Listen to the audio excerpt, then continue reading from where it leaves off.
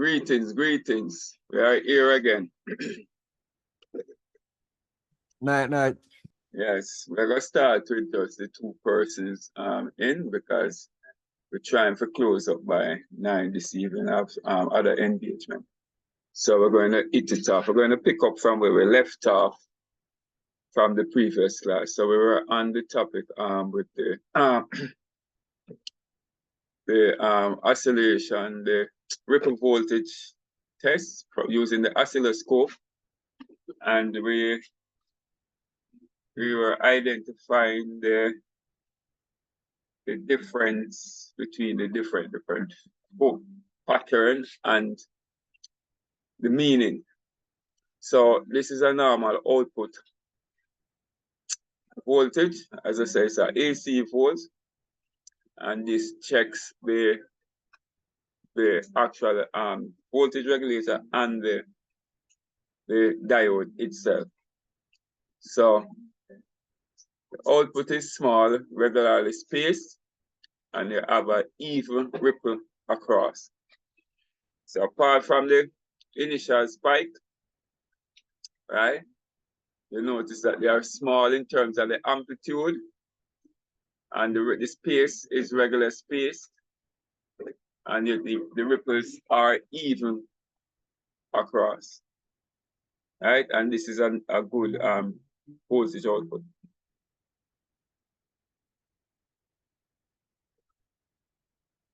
Okay, so this is normal output electronic regulator. Of course, it's a duty cycle. The field is controlled by a duty cycle. And remember, we're pointing to the height. So you notice there's a difference now. Where it peaks up and where it peaks down. So from here to here is generally about 1 volt peak to peak. So this would represent from low here to this height would be 1 volt peak to peak. And you notice all the sharp from top to bottom straight across. All right, I remember we said duty cycle is a percentage of total time. Okay, and now we begin to load up the system, add every load on it. We notice a difference now. We still have the same height, right? We still have the same height in terms of the amplitude. Low to high, 1 volt. But when they come up top, you notice it's not as sharp. So it's out more, right? So pretty much what this is showing is that we're charging more, right, to overcome the load. And more could be not like more voltage or anything, but earlier.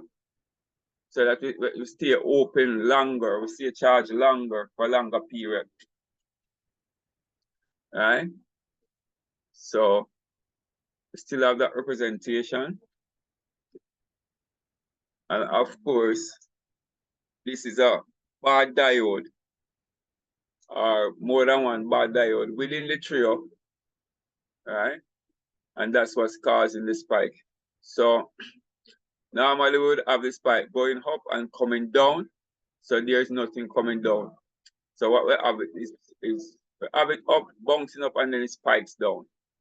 Up, bounce, and then it spikes down. And so far down it go. That goes down probably about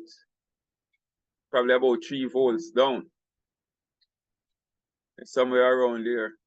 You understand? So once you see the voltage, even if you don't have an oscilloscope and using the regular DVOM, and you have it on the AC scale, and you notice that it's peaking up way above the 1 volt AC, then it's an indication that you have some issues with the diode. So when you pull the alternator, you must pay close attention to diodes. And it doesn't necessarily mean the diode itself per se, but you could have connectivity issue. You understand? Slack connection or anything like that could end up interpreting an open diode.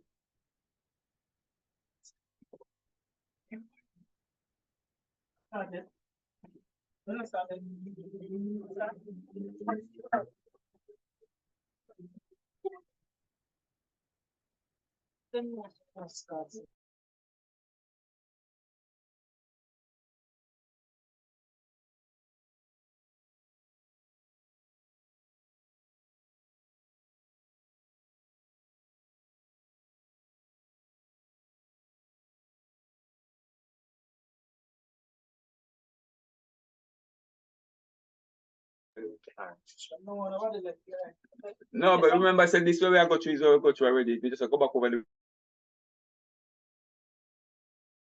send it still. Okay, so this is a diode that is open or shorted. Right? So if you're to look at the different signal characteristics, then you would see pretty much what happening. So if you notice on the previous one, you had the falling now coming down. But this one now you notice the breaking up is up top at the beginning of the signal. Right? So it coming down to ground, yeah? Coming down, but you have the breaking out up top. And you can, like me say, Mr. Basic should have sent these out in the group for a further benefit. It's very important that we begin to practice what we learn and what we know, so that it stays with us and becomes a part of us and never leaves us. Okay, so this is pretty much a straight line. You ever say when you're on this watching the movie, you see them and then string up on the hospital. So when you see this, you will say, yo, the patient dead now. Straight line, everything not working, everything gone. So you understand when you see this now, it's no output, it means that it's totally dead. You understand? And this could be a number of factors that contributed to this, which means you have to do thorough, which means you would have to do a thorough check on the charging system internals. And of course, before going internal, you still will have to check your input, which will be your source voltage going in. Okay. I want them. All right. So this is another signal. This could be. So this is why you really have to check now. You understand? Because this is telling you that your short is a shorted diode. That could be the stator wire in itself. You understand? It could be short into ground. Stator wire could be short to ground. The diode itself could be short into ground. You understand?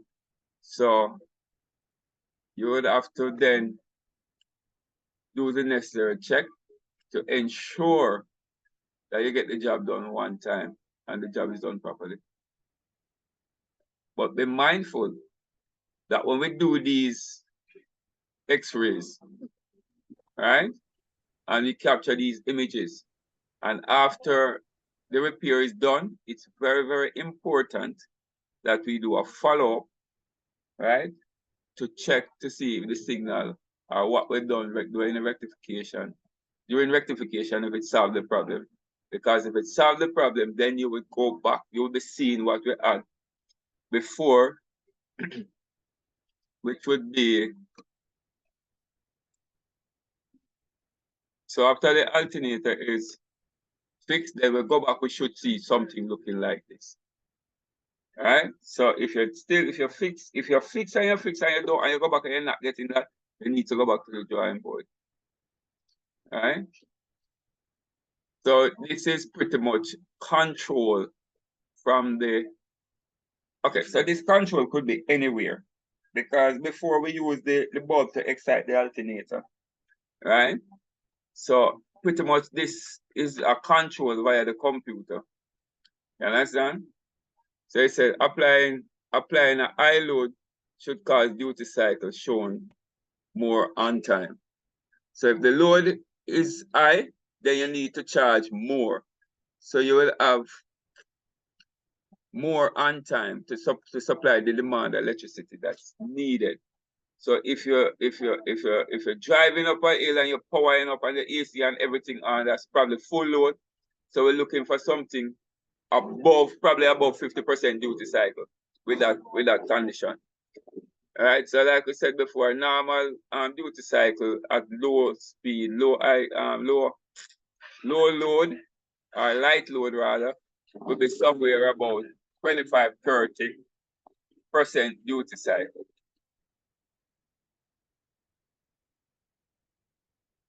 So if you're on light load and you're sure that you're on light load and you're having a 50% duty cycle, it tells you something also, because the computer is looking at some parameters and some other parameters would be what? You're looking at your current. The current demand is looking at the temperature, right? So then if the computer command a greater than normal duty cycle, it tells you that the voltage to the battery more than likely is insufficient. So it could mean that the battery lost its capacity to store the current. So it has to be doing more to put more into the battery. Are we through on that?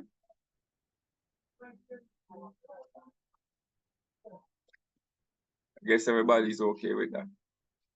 No questions, so we'll move on. Okay, so we do a circuit resistance test. And we use that to locate wiring problem. Two tests may be used. Insulated circuit resistance test or a ground circuit resistance test. All right? And pretty much what that is pretty much a voltage drop. So when you do a voltage drop across the outside or across the ground side, it tests the insulation on the circuit, right?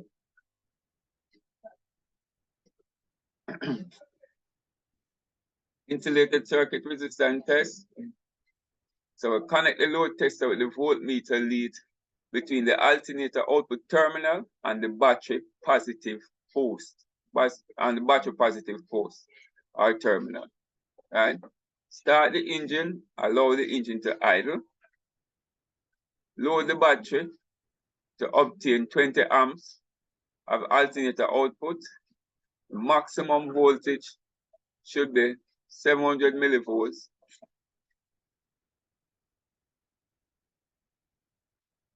And it's 1 volt, 100 millivolts per connection. Right? So the maximum voltage would be 700 millivolts, and it's 1 volt per connection. Can you explain that 1 volt per connection? What is the connection? You mean from the battery to the alternator? All right, then, so the insulate, okay, so your total resistance would be 7. That's a maximum voltage drop across any one of the circuits, whether they're outside or the ground side. Okay. But per connection, suppose you're checking across the insulation, are you checking across post to terminal, are you checking across the load, any individual component that you're checking is 100 millivolts. That's per connection. Okay. Yeah. So in total, you should not exceed 700 millivolts. Oh, okay, okay. Yeah. Thank you. So this is the insulated circuit resistance test. So you have your ammeter and your voltmeter connected there. So the negative terminal goes to the positive, the black lead goes to the positive terminal, and the red leads go to the output and the alternator.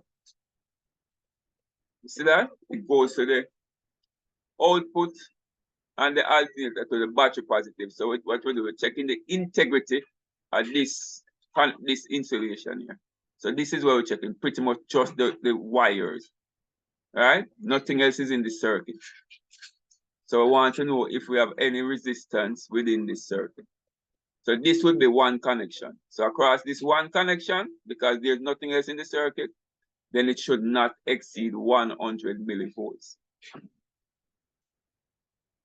All right? Evening. So outside. So ground circuit resistance test. Connect the load tester with voltmeter lead between the battery negative and the alternator housing. So you see the difference now? We're checking the hot side, now we're checking the low side.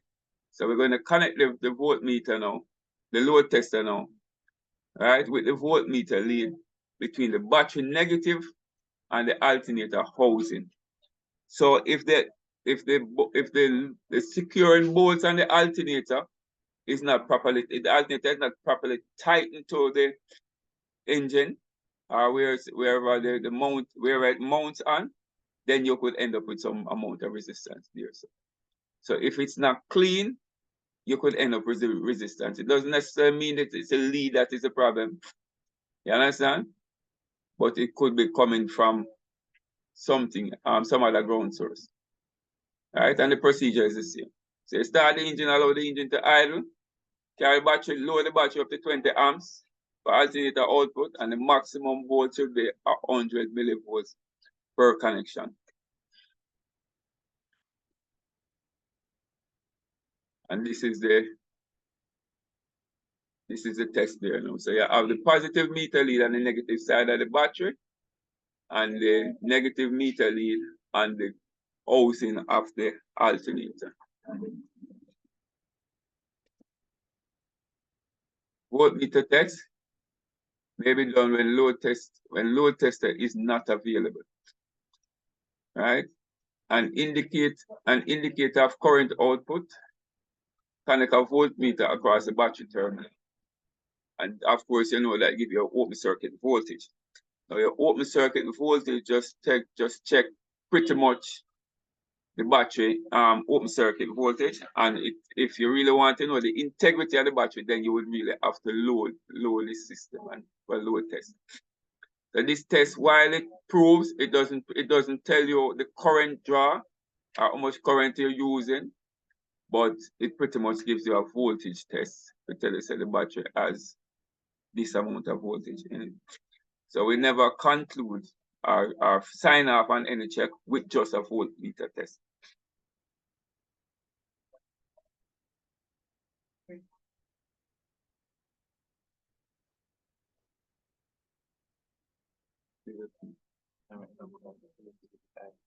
Okay. Measurements. So you have a base voltage, battery voltage, engine off. So that would be your fully charged battery without any assistance from the alternator. All right, so you have no load voltage with the engine running and all accessories are off.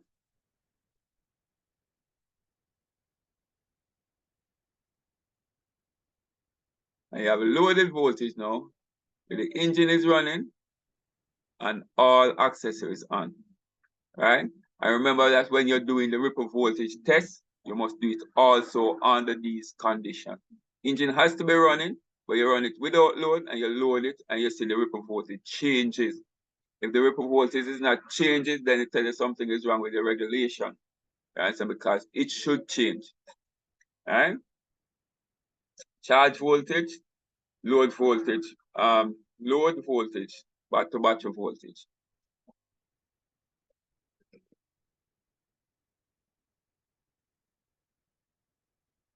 Okay, so this is the base voltage, and that's the reading should be about 12.6, and 12.6 indicates what? And the open circuit voltage is, this indicates a fully charged battery. Right? And by this, everyone should remember or know what voltage is a discharged battery. Right? Yes, sir. Okay, good. So this is no load voltage. All right, so what does tell you? The engine is running. All right? And you should see an increase of 500 millivolts to 2 volts higher than the base voltage. All right? So if this go up to 2 volts, then we're supposed to be 14.6. right?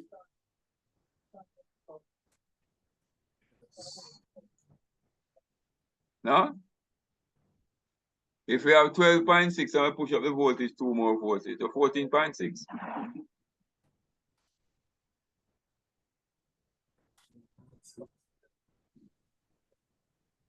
So if we have 14.5 from 14.6, that means our voltage step up with the 1 point up.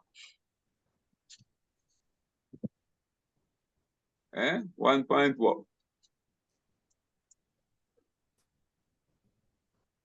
All right, work the maths and tell me.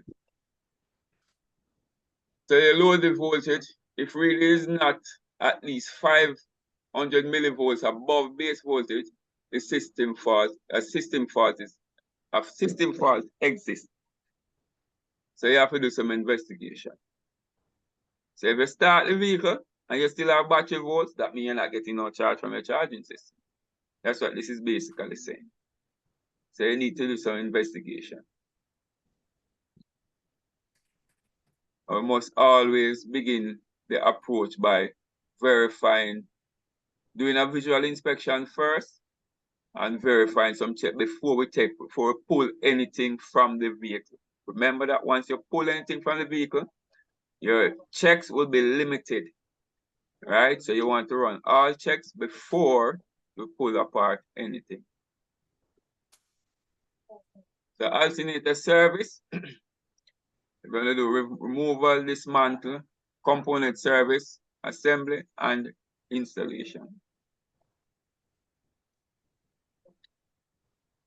So we disconnect the battery, loosen bolts, remove belt, remove wire, noting their location, specific attention to that, and remove bolts and alternator. So we're taking this from the vehicle.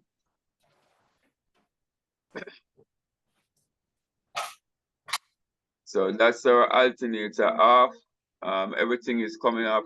We disconnect the connectors, all the connectors from the lug and the multiple connector, and remove the securing the adjusting bolts if that's the case, or the 2 bolts that might just be anchored if it's automatic tension on the vehicle, or you have some other means of tensioning the drive belt, and remove the alternator.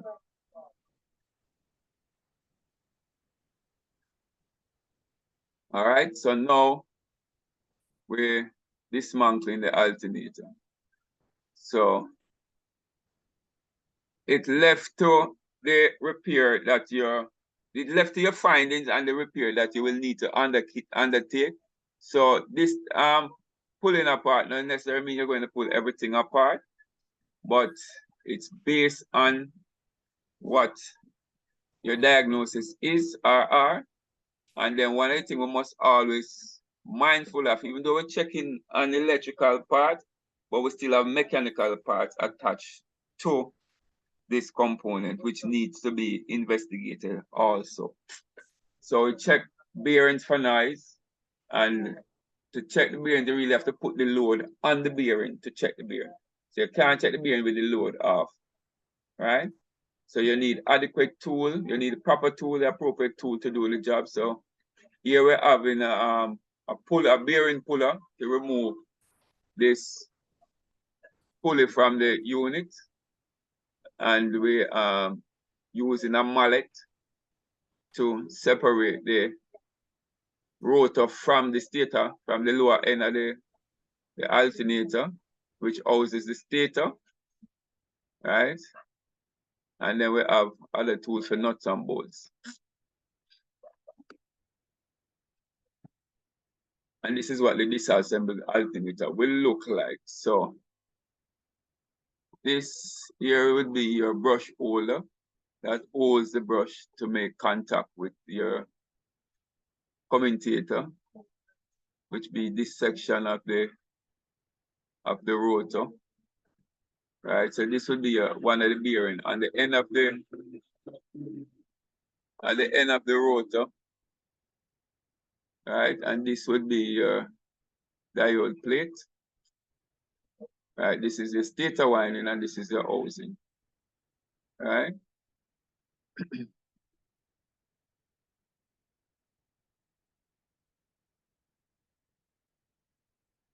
Exciting. Rotor, we're on to rotor service. Rotor can have a bend shaft, scored, slip ring, open or grounded or shorted winding. There are several tests designed to check a rotor. Okay, so one of the tests that we generally test for is continuity between the commutator. And we check for open and we check for short. So we measure the resistance between the rotor shaft and the winding, and which ohm should read infinity. The ohm meter should read infinity.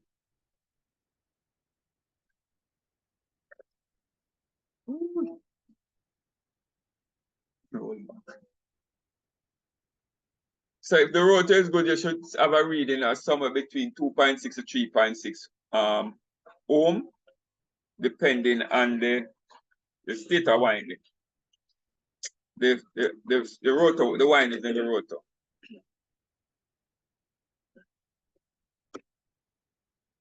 Open circuit test measures resistance between the slip ring. The ohm meter should read low resistance and see manufacturer specification. So, like I said, the reading generally be between 2.5, 3.6, but it could vary depending on the construction of the rotor.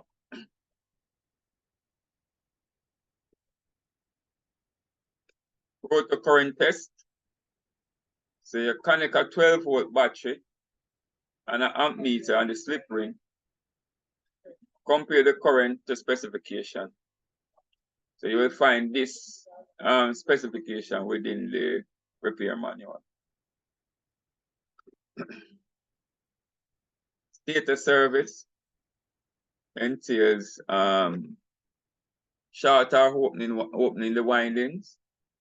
Inspect for signs of burning, which is short, and you use an ohm meter to check for open or ground.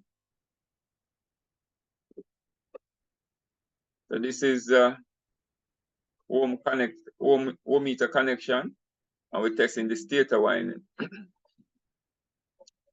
So we test for continuity, and we test for short. We test for open and short. So we test across each point between A and B, B and C, and then from each of the stator winding to the body of the stator, which will be the ground, which will be grounded to the body of the alternator. Diode service. Diode can reduce alternator output or cause ripple voltage. So pretty much, like we were saying, the ripple voltage is a good indication of the state of your trio, your diodes in the trio plate.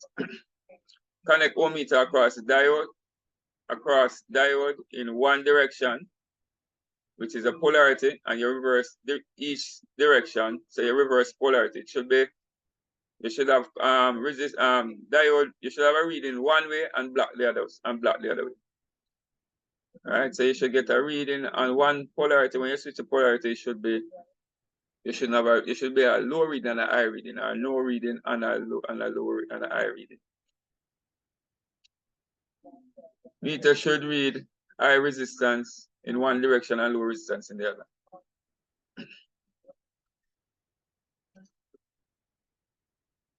So this is the test we are running now. So this is the high reading and this is the low reading. This is the high reading and this is the low reading. 0.9. Anyway, I'm not sure about that. So we read high one side, low the other side. So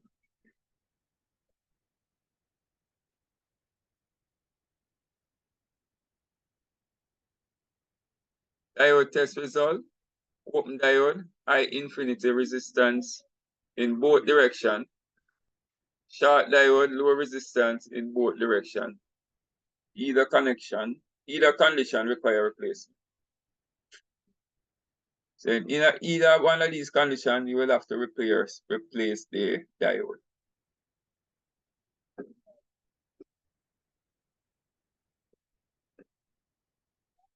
So diode replacement. So this is for if it's equipped so you can replace the diode itself. In most cases, especially on late model vehicle, you will have to change the entire unit. But in this case, you're seeing where this application, the diode can be removed, right? And we use a resin core solder to do this job. So you'd have to desolder the diode, remove it, clean the contacts, and reinstall a new diode and resolder it. Bearing surface. Bearing can cause rumbling, grinding noise, or become loose and worn. Front bearings may be held with a cover plate, remove screw and lift out. Rear bearing may be press fit. Press fit.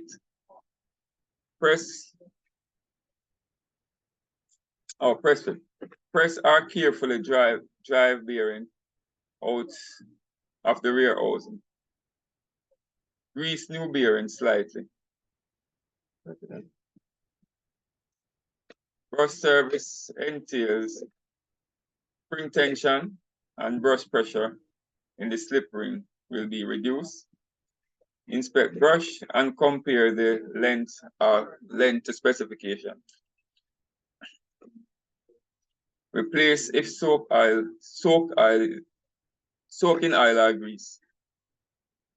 So if the brush is saturated with oil or grease, it will need replacement because you won't be able to generate any electricity through that because that will form some level of resistance. Also, it could damage the slip ring. So this is the reverse. We're putting back the alternator together. All right, so when we put it back together in the reverse order, we assemble everything and we redo the test that was performed before. All right. So a stiff wire may be needed to retain the spring-loaded brush in position for assembly. So this is what you do. You carry the brush all the way back in its seat and you use this wire to lock it in position until it's installed so that when you're installing it, it don't break out the brush and the bearing. So it's for entry. So pretty much there's a hole inside the brush. In some application you would have to push it further into the spring so the wire could pass the brush.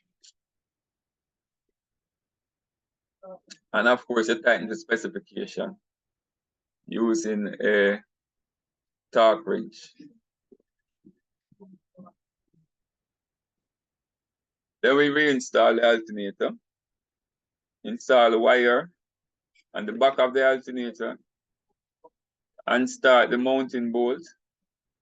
And the reason for unstarting is that you don't use a tool on it and then it's not properly catch, and then it could cause the bolts or the fittings to be cross-threaded.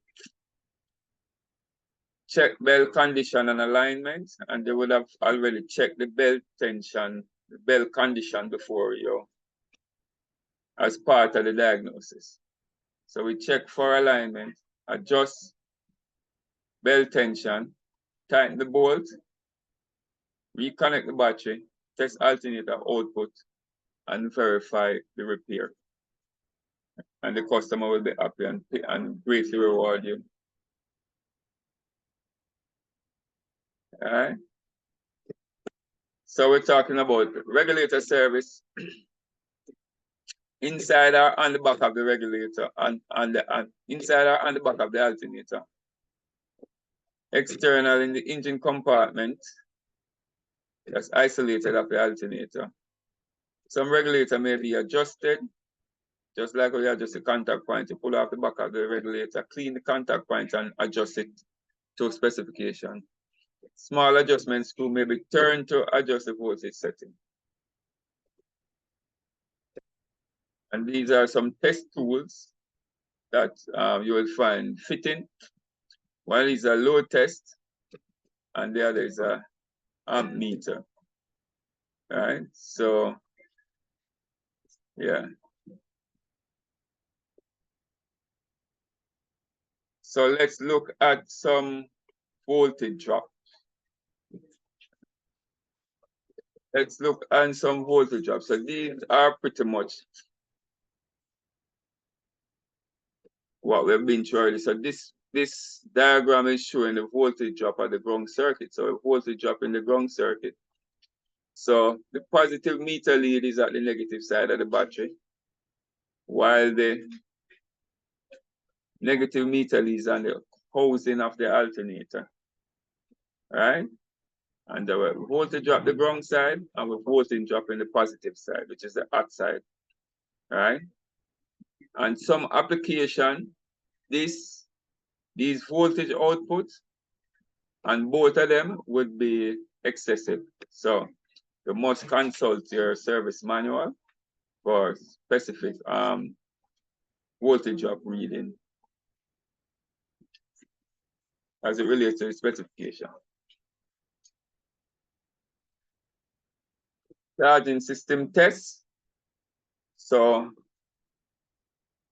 here we are now, we're testing the, okay, so that's a voltage drop test across the alternator, from the alternator housing to the ground of the battery, which would be the strongest source of your battery. So this is basically checking the integrity of the ground circuit.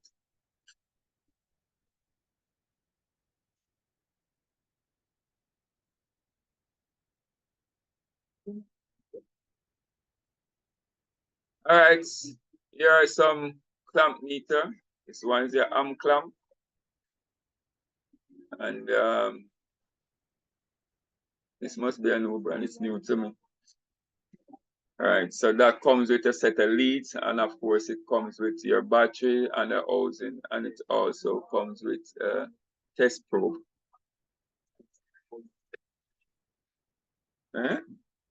House guy, this is most like house guy for house.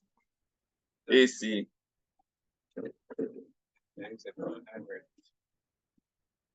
But all right, so we are through with charging system now. So we're gonna slip over into lighting.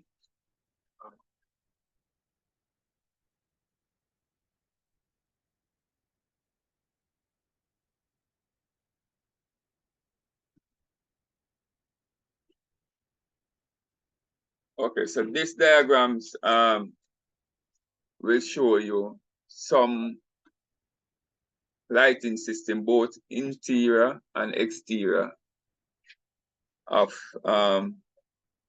some models vehicle. All right.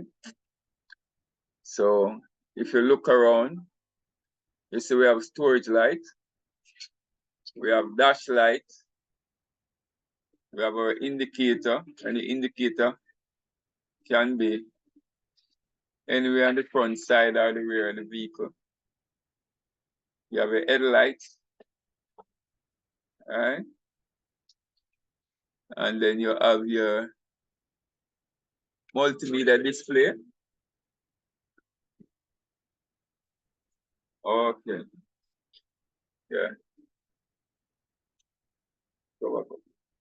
That's all right. You should be seeing that a little better now. So this, you have a multimedia display. You have a glove box, right? Your mirror light, mirror lighting, door illumination.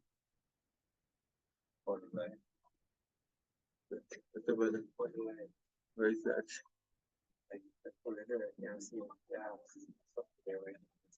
Okay. So that would be your door. Okay, that's the one when you open the door and you have the light shine on the ground. And it's also called a puddle light. So in case you have water there or you just may park and some shaving cream might just be anywhere within the vicinity. It's a good feature that for, yeah, yeah. And you have your overhead lighting driver and passenger. And you have your boot light, your trunk light, your rear light, all right? And you have some interior lights, like for reading for the back seat, back and front seats.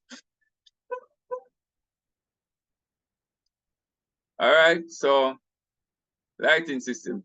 Vehicle lighting system is important for empowering the driver and others on the road to see when it is dark. This means they can drive safely at night and can also signal others when making a turn, when slowing down or stopping, or when opening the door to get out of the car in dark. Of the car in dark.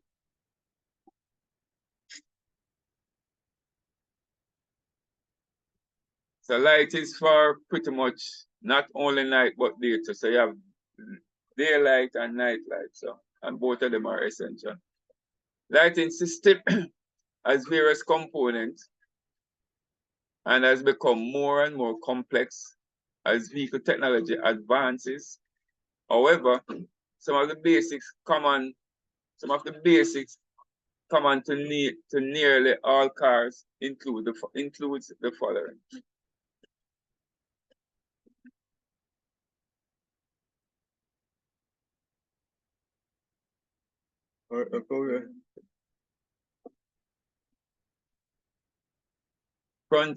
Front exterior light includes the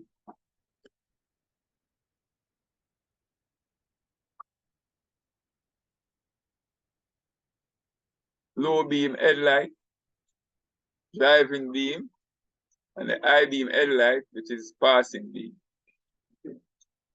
And I'm going to repeat this again because oftentimes you see people on the road and they're driving.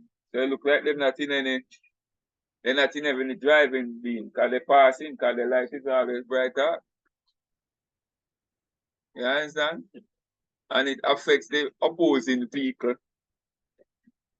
And it could be an endangerment also. Because if your bright light is on and affecting the driver opposite to you, then it may just end up into the car that you are in.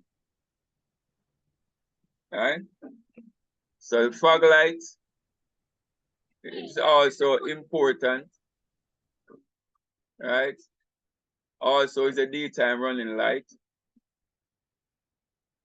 And your turning indicator.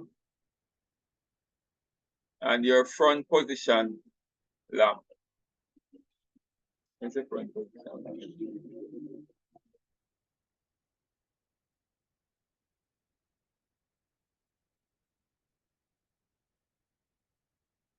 Rear lighting includes the tail lamp position, the tail light position lamp, which is a tail lamp, your tail light stop lamp, your reverse light, rear fog lamp,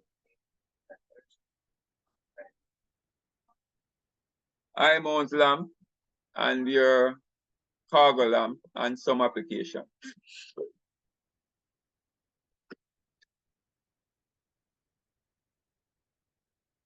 Interior lighting, these are inputs for lighting the dashboard, instrumentation, and other area of the car so that the driver can drive at night or when the sky is darkened due to weather condition. A GPS or a stick for shifting gear needs to have illumination if the driver is to be able to see the screen or various gear position.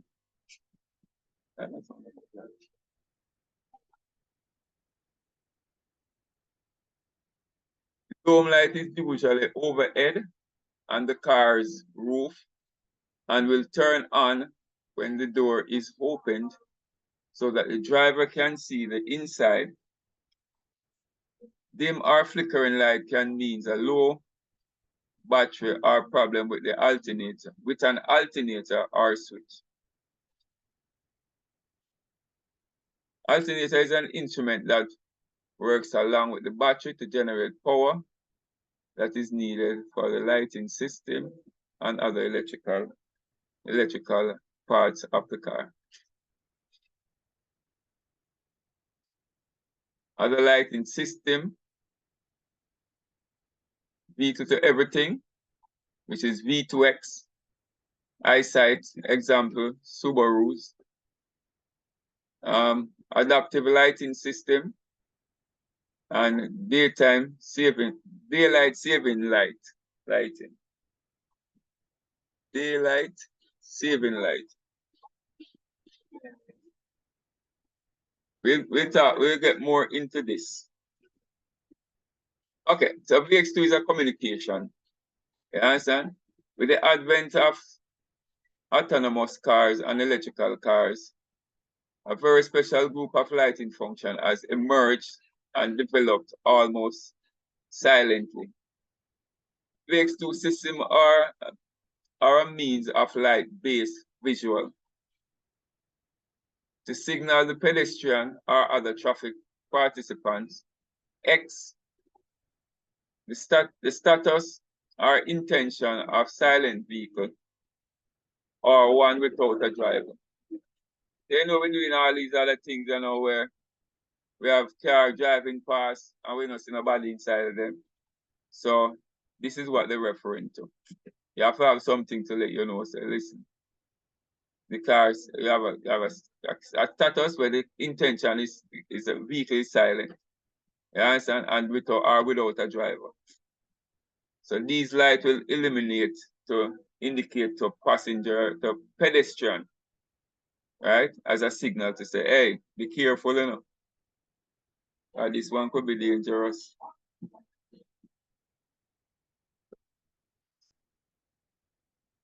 Okay, VX2 is vehicle to everything, and it's a communication between the vehicle itself and the entity that may be affected or may be affected by the vehicle.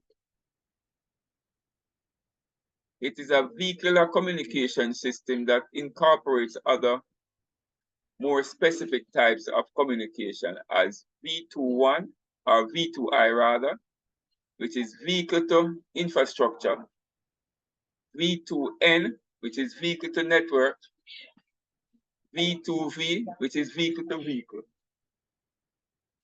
and V2P, which is vehicle to pedestrian, V2D, vehicle to device.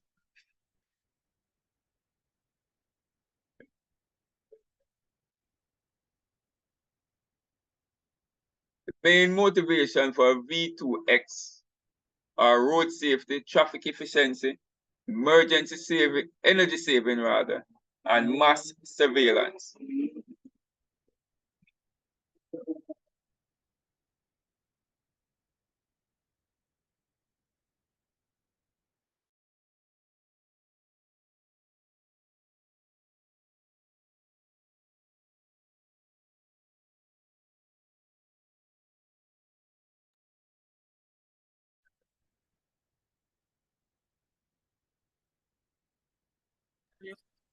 Okay, so this is pretty much an example of.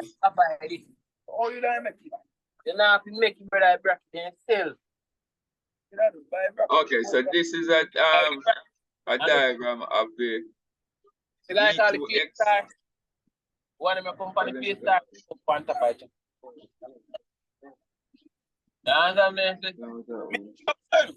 Yeah. Put the piece on top of chest. What you know, say?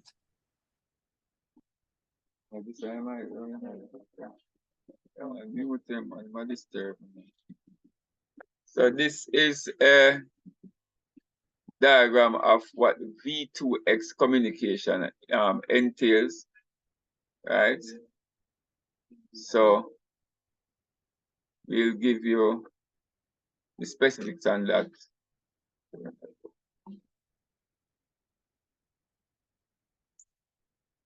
Adaptive lighting system, adaptive from front light system, which is AFS.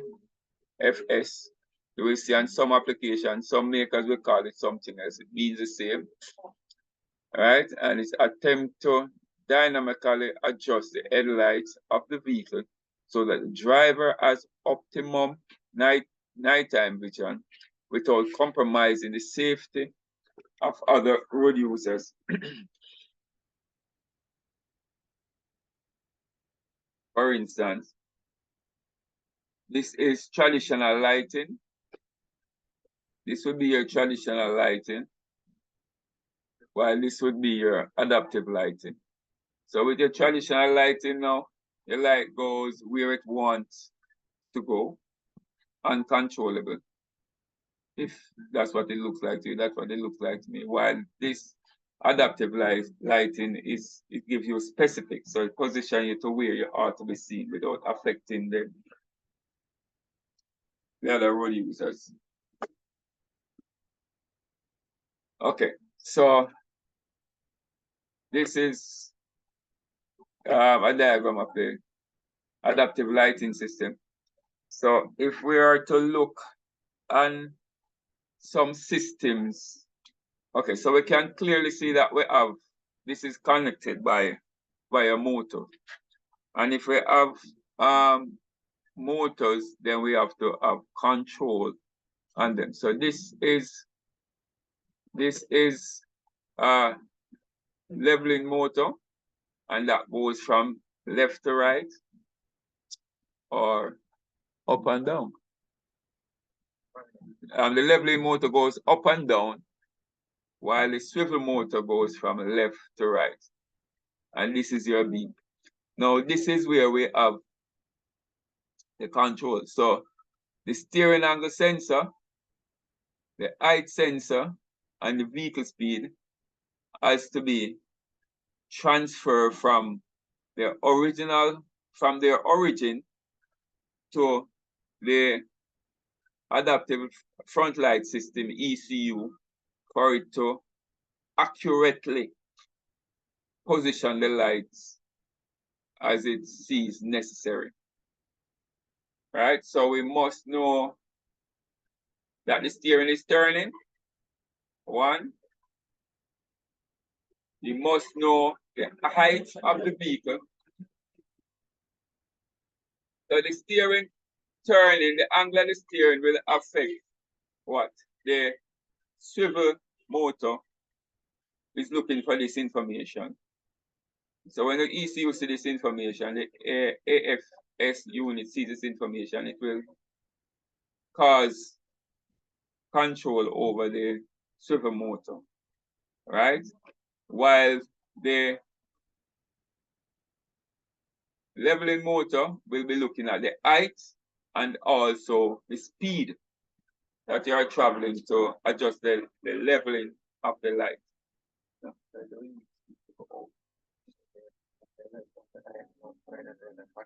Yeah. Or if you end up in an indent, or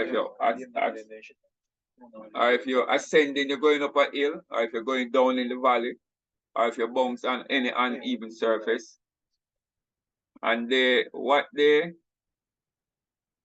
is connected to this is, most times you see there's a link that connects to the body of the vehicle to the control arm. Right? It generally be on one side of the vehicle. I don't know if any other application does this differently, but this is the only thing that I am aware of right now.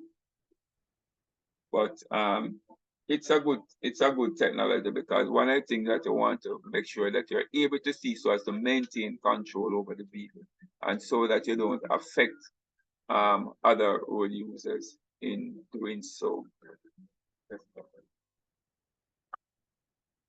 Adaptive lighting system, the adaptive front light system, AFS, uses a stepper motor.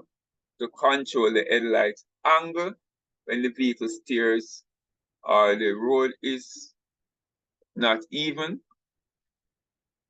Besides, the adaptive system tries to avoid a direct glare to oncoming vehicle. It uses a headlight that consists of an array of LEDs. All right, so the fact that it uses a stepper motor, it tells us that the control on the motor is via a duty cycle, right? Because we're using a step motor, so we have to control current flow and that. So the controller would command a duty cycle left to relative to the need for application or adaptation.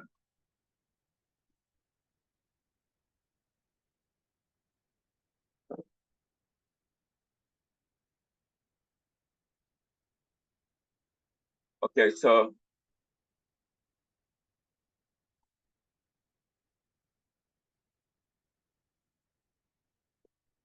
so this is a system now. It's showing that there is, like from the previous, there's our beam, and we have our vertical actuator, right? And we have our horizontal actuator.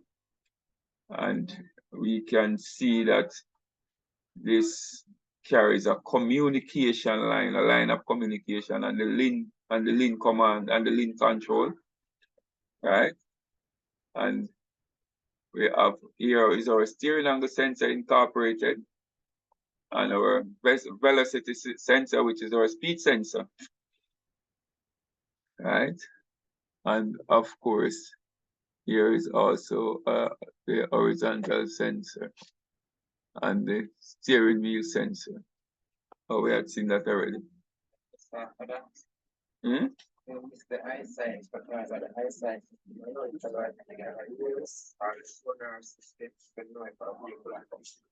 Okay. Yeah. So what Mr. James was saying, that something is missing from this, because to make this effective, then you would have to have the eyesight or the radar sensor to know, to alert you now that something is approaching, right? So we'd have to use this should pretty much this is a short part, because this needed additional information, right? So to actively get this to function properly, then we'll need to have either the radar sensor or the eyesight incorporated in this. Bring that up. Clear. All right, that's fine. Is that never mind. So we're still an adaptive lighting system. So this is pretty much a diagram. So this is carries both left and right headlight leveling motor, right? And of course you see the ECU. We see the ECU that is controlling the motor itself. And of course we have a power source in that is common, and this comes on when the ignition is turned on, and then the integration relay the command is given from the integration relay, which is an IC in itself, right? And this would be your line of the communication line, is that? This looks like a link now? Yeah, it's that clear. This looks like the communication line between the two sub-assemble, which is the headlight ECU itself, for left and right. So this will be the communication line between the two modules.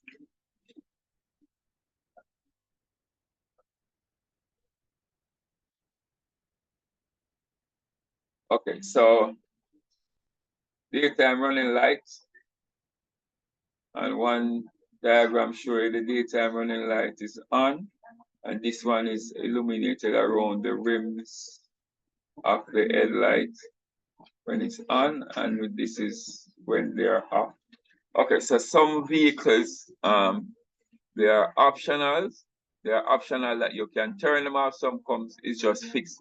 It left to the market that is made for, because you know with weather condition and some climates are poor, or well not poor, but them have bad weather. Most of the time, like way up north and stuff. So they they would make those vehicles for your full-time daytime running, like whether you're in good weather or bad weather.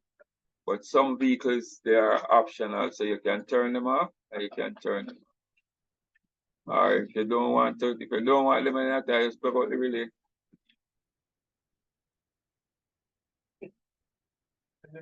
Yeah. Okay, so daytime running lights, DRLs, are an increasingly common safety feature in modern vehicles. They make vehicle more visible during daytime hours, daylight hours, sorry, reducing the risk of accidents. DRL are low intensity headlights that automatically turns on when the vehicle is in motion.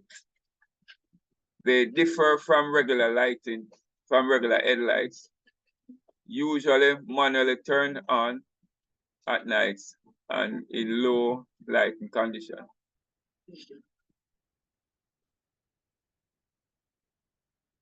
Daytime running light circuits troubleshooting. Make sure the ambient temperature sensor is working. The ambient temperature sensor is located on the dashboard.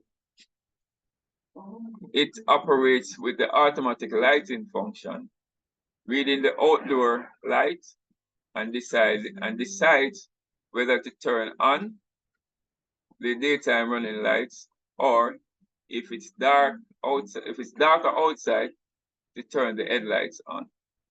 So we are talking about two lights now, even though we have one component indicating to us where we put one, but it also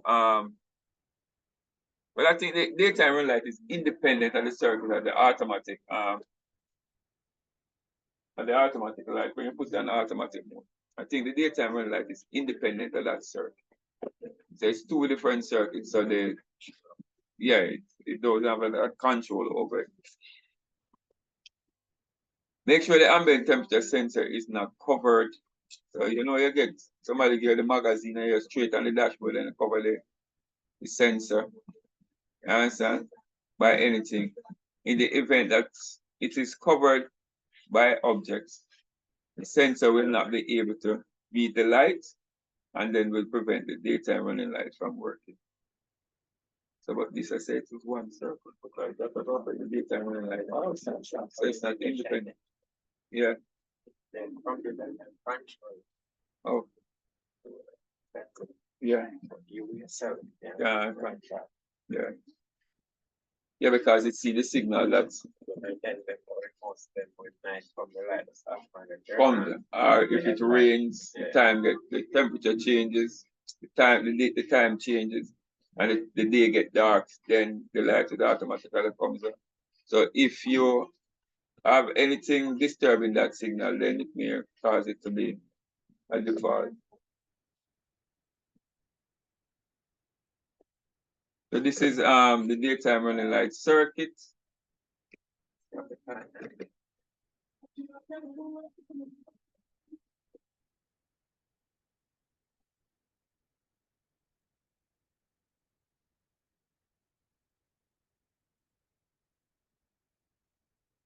Okay, so this is the daytime running light circuit. So if we're going to execute this test, remember previously we talked about the point of running the test to be a little more efficient in what you're doing is to find the central point, which is a central component that is controlling the system, and we're going to run the check. So we'll run the check at this relay here for the daytime running light. So this is why I would say if you don't want to use the daytime run light to plug out the relay, it's not plug out the relay to take out the relay out of the circuit, but to execute the test to find out where the problem lies. So if you take out the relay and run the check here, you will find out if the problem is upstairs, and upstairs could be this side or this side. So it could be upstairs, could be your source or your control, and then your output will be downstairs. Right? So this is where you will do a quick test of this circuit. Any circuit that has a controlling a relay or a controlling device, any controlling device, if you find that central position and execute the check there, you could save some time because it will point you in a direction. So if you have your source locked and you don't have no output, then chances are that either this component is bad or your problem is upstairs. Right? So remember now we said we verify source, we verify your frame, which would be a control in this application. Your frame would be a control in this application. And then you will verify your main element. Right? Or this would more likely be your main element because this is going to be your output. So your main element and your source and your framework, then you should have an output. If you have an output and you don't have a function, then it tells you that wherever the output goes to, that's where the problem is.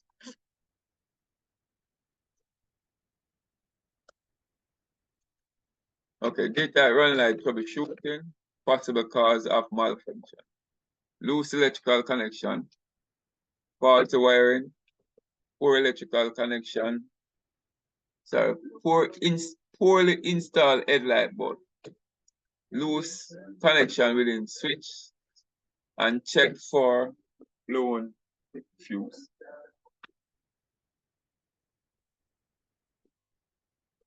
Advantage of checking lighting system. Advantages of checking lighting system. We check for safety, visibility, communication, and information.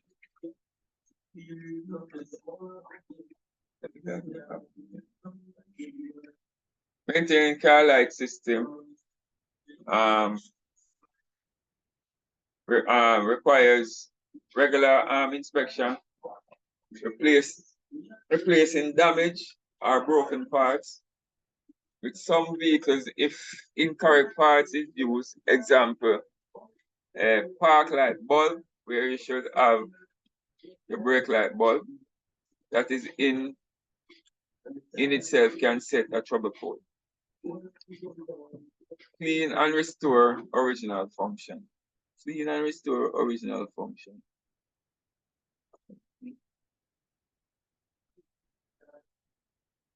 Headlight system inspection. For interior lighting, check the instrument panel and control panel lighting. Check the lighting. Check the light on the roof. Check the lights on the roof of the body. If it is usually switched on or off via a manual switch. Oh, that's where you take an internal lighting. Let me go back through this because so for interior lighting, check the instrument panel and the control panel lighting. Check the light on the roof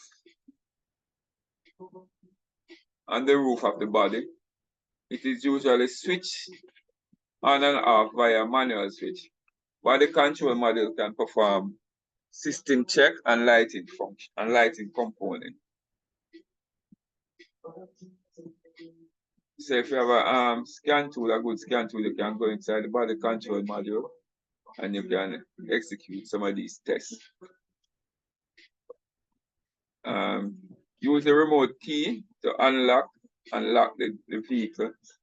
And most vehicles, the cabin light is automatically switched on and off.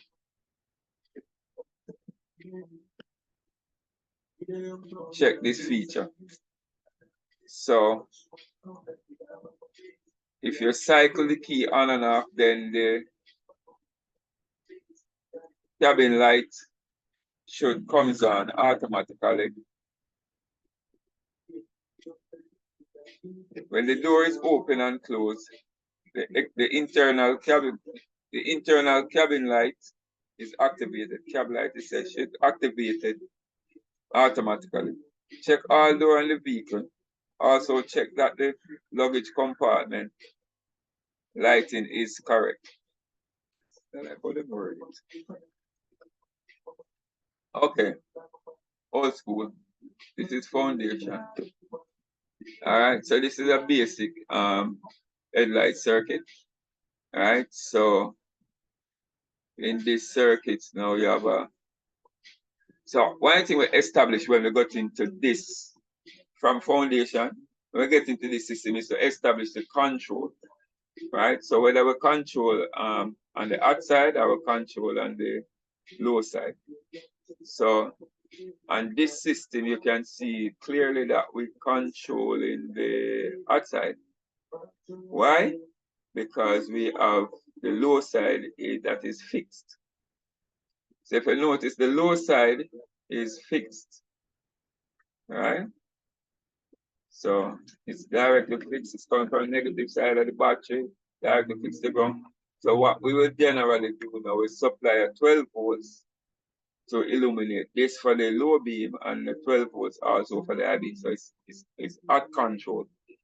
So this is what we have, a 5-pin relay, right? So we have a control on the low beam side and we have a control on the high beam side. And of course, this also incorporates a dipper switch, right? And the headlight switch.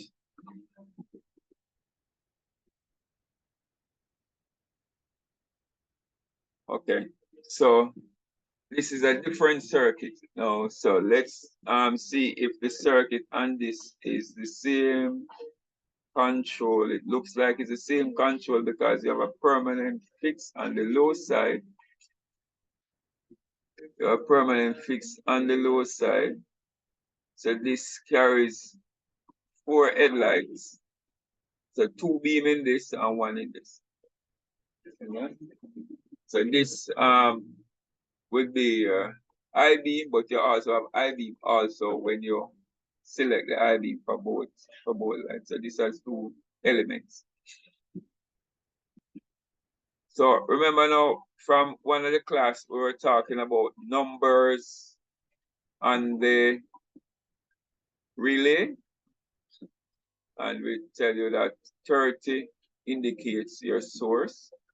So 30 is your high power feed, and it must be controlled or protected rather, and we protect that through a fuse. 85 would be your coil ground, right? So that would be your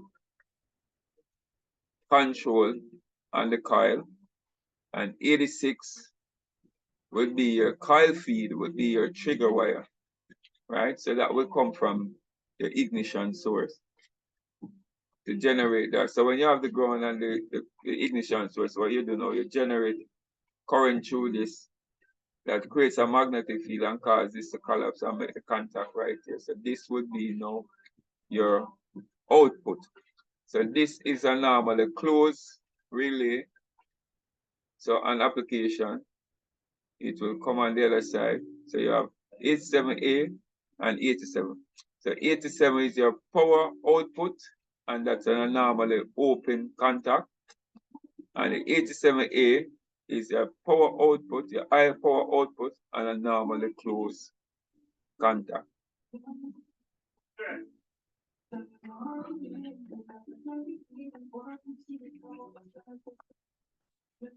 Just a minute.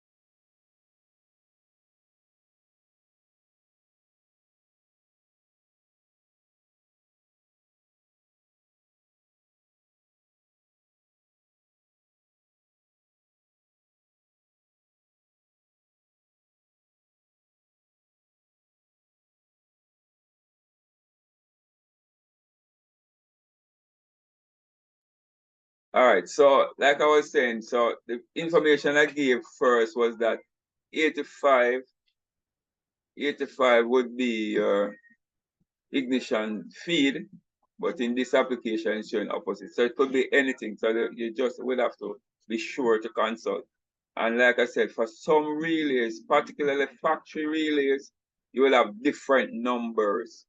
So you will have like a 1 and 2 for the coil, and then you will have like a 3 and 5 for your source and your output.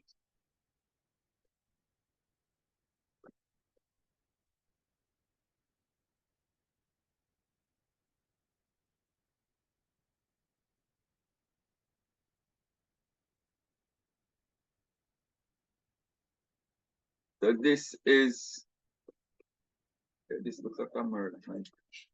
Yeah. You can get into better with them deals.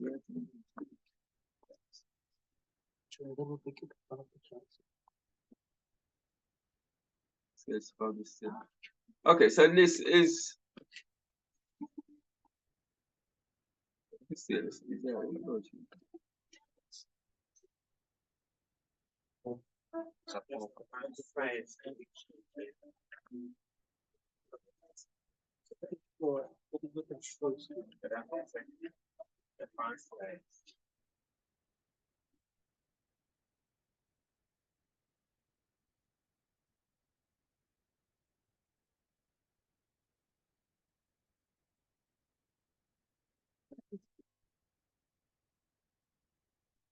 okay, so here we are now. We have the headlight relay. So we're establishing the control system. So, all right, so we have a junction here, which tells you that we're getting a straight power feed from a source. More than likely, this is coming from a hot source, and the hot source can be either hot all the time, which means it's 30 on the diagram, or if it's hot and running, it will be 15.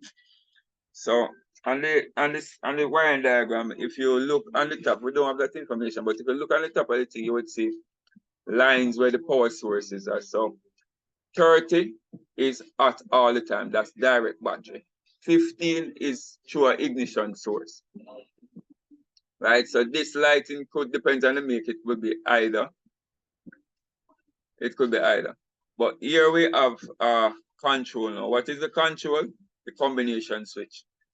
Right? So the combination switch in this application is what controlling this relay. So this in itself will send the ground to this relay. When ground is applied here, then you will have the collapse of this field, and it will make contact and give you an output for both headlights. Of course, when the relay turns on, it goes through a fuse. So it have independent fuse for both left and right headlights.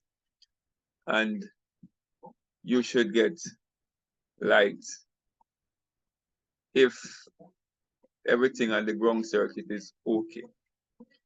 See? So this is your ground circuit here, and it come back. So we must always check the high side and the low side of the spectrum of the circuit.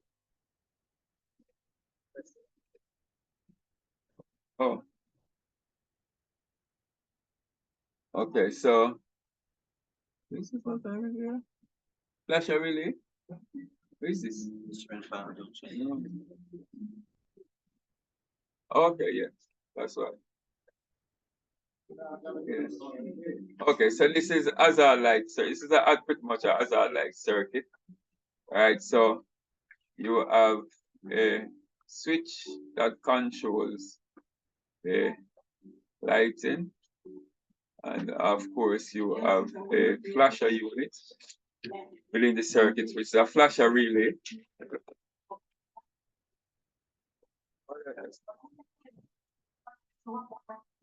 Yeah. So this is the left and right. This is the right and the left. Another one. Yeah.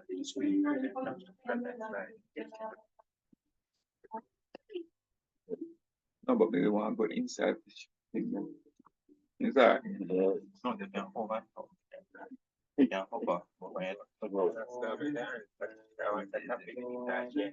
Oh. Quite.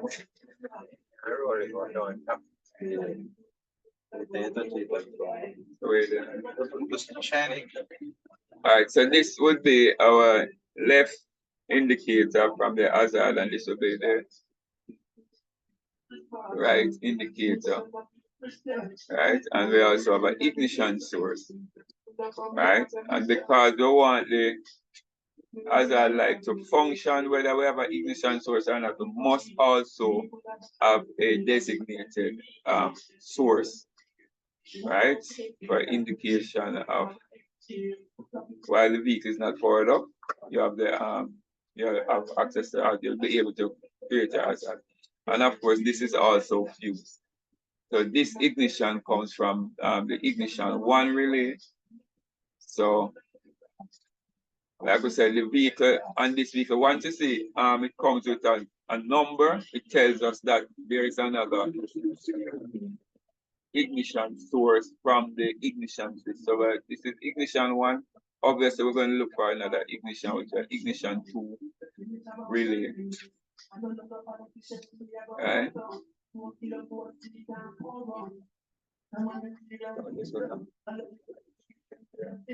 Okay, so this is your headlight switch, your combination switch really, with your for the headlights inside there, and you're turning left and right turning signal. Right? So yeah, just come back to your flasher unit, the relay. It's the same circuit. The only difference is that you have the indicators within this circuit and the headlight switch, and of course they have their independent ground source. And like we say, general checks ground, because you cannot not have ground and expect the circuit to loop. You need the circuit to loop so you have function. Okay, so this is a stoplight circuit. And this, just like anything else, it carries a brake light switch. And the brake light switch is fused from the alternator to the stoplight. And this now has, I think the number is ignition relay. This one. Oh, this is your ignition 2 relay. So here is your eye mount. Remember we tell you about the eye mount light, and these are your 2 stop lamps. This would be your stop lamp switch. No brake light relay.